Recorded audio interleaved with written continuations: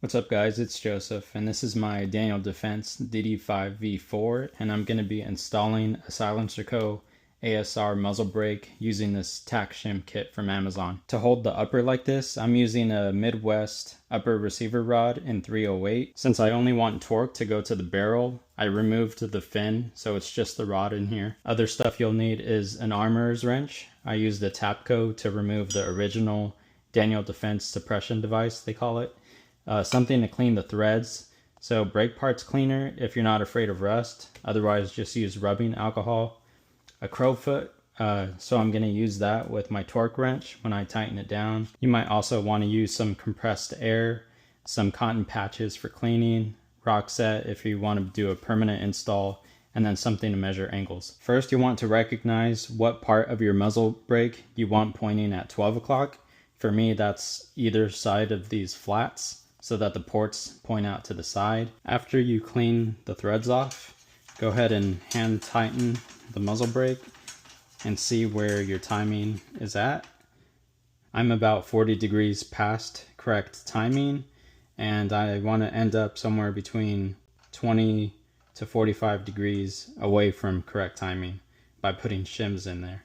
Shims are on there, so now I'm gonna go hand tight with the muzzle brake. For me, it took a .003 and a .004 shim to get me about 1/8 of a turn or 45 degrees away from correct timing. I've seen some people say that you want to put enough shims so that you're 1/4 of a turn away from correct timing, but in my case that would be way too much since I don't really have that many shims in there. I have two thin shims, and so I would be over torquing the muzzle brake onto the barrel, and you risk constricting the barrel and messing up accuracy. This Wheeler's crow's foot is 1/2 inch drive. This is a 3/8 wrench, so I am needing an adapter in between. And then you want to make sure that the crow's foot and the wrench are at 90 degrees like you see here. If you use it like this, you actually have more leverage than the torque wrench is reading, so you're gonna over torque. I'm not gonna use the rock set this time, so I'm ready to start torquing down, and I have the wrench set at 25 foot-pounds right now. You want to get between 20 and 30 generally. Again with the crowfoot, 90 degrees with the torque wrench.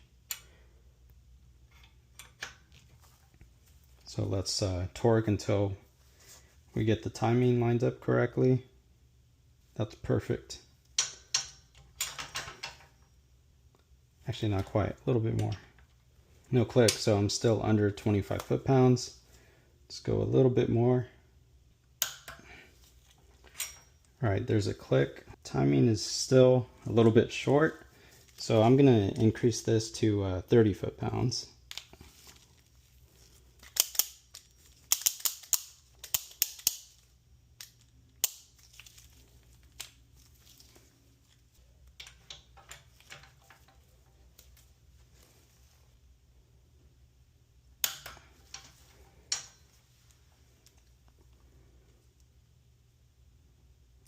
All right, 30 put it at perfect timing.